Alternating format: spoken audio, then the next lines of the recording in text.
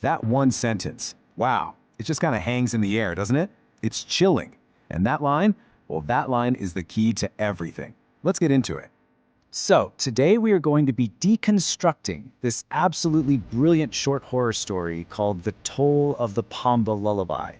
We're going to really break down how the author puts together this perfect little machine of terror, piece by horrifying piece. Here's the plan. We're going to follow the story's main character, Arjun, on this, well, fateful drive, and we'll break down each step to see exactly how the fear is layered on, from the very beginning all the way to that unforgettable twist at the end. First up, engineering isolation. Before you even see a monster, a really good horror story has to make the hero vulnerable. It has to take away all their safety nets, one by one. In this story, it does it with almost surgical precision. This right here is a perfect storm of vulnerability. I mean, look at this. It's not just one thing going wrong, it's everything. It's 2 a.m., the world is asleep, he's on a road that is famously empty, his GPS just dies, cutting him off from, the modern world, the weather is pouring down on him, and maybe most importantly, he's exhausted. Every single one of these details is like a lock clicking into place, trapping him before the real nightmare even starts. Okay, so now that he's completely isolated, the story introduces the antagonist. See, the scariest monsters are the ones you can't quite figure out, the ones that live in that ambiguity. And this stranger is just a masterclass in being unnerving. And this is it. This is the moment the trap springs shut. Arjun, our protagonist, does what any of us might do. He offers help. It's a simple act of human kindness that, in any other story, would be a good thing. But here, it's his single biggest mistake. He literally invites the threat right into his car. And this is so important. The horror here isn't about what the passenger does, it's about what he is.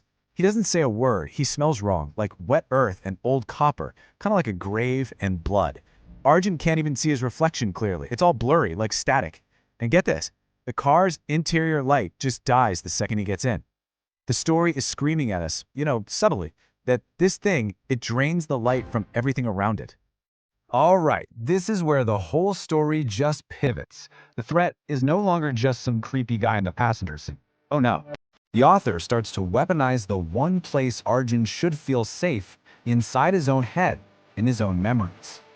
So think about this for a second. How do you do that?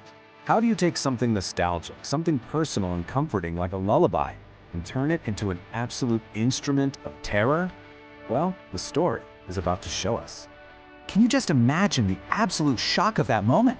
This silent, soaking wet stranger opens his mouth, and out comes the perfect, gentle voice of your dead sister.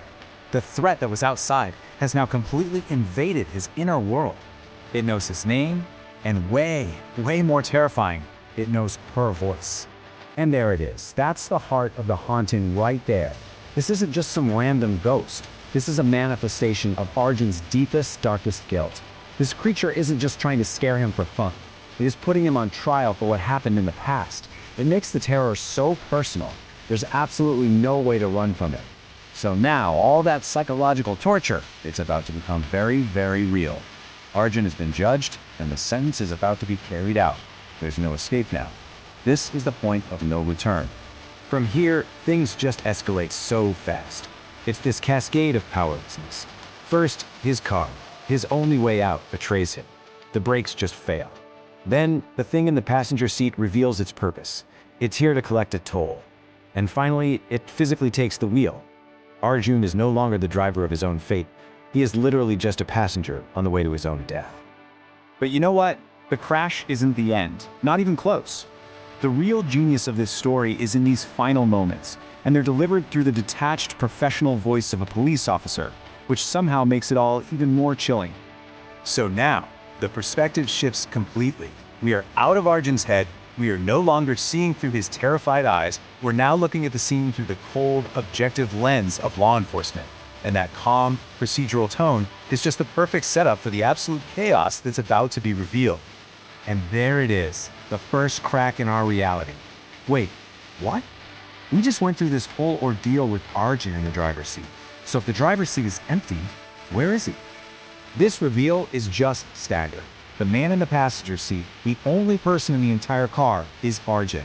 He wasn't the driver. He was the passenger all along. He was the one picked up on the side of the road.